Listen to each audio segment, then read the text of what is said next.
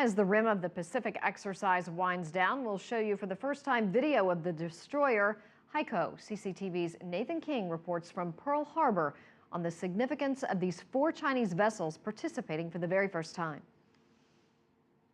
With all participating ships now out to sea away from Pearl Harbor, it's time to reflect on China's participation. Remember, they brought 4 ships here, 3 are out at sea. The Haikou, the destroyer, actually has been involved in live fire drills for the first time here at RIMPAC. It hit its target in 3 shots.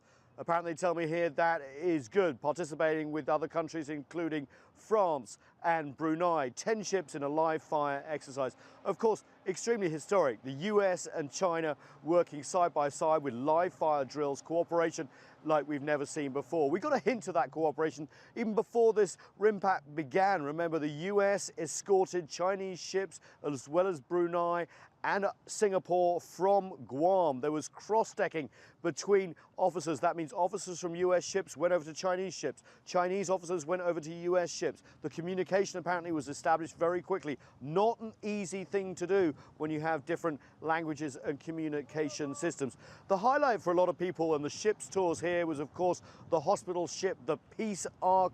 The Chinese ship has 8 operating rooms and is considered pretty state-of-the-art when it comes to medical equipment. Now, as for China's role going forward, well, remember, RIMPAC happens every 2 years. It brought 4 ships this time. The Americans already have said they would like China's presence again in 2 years' time, and they want them to augment that number, add to the number of ships.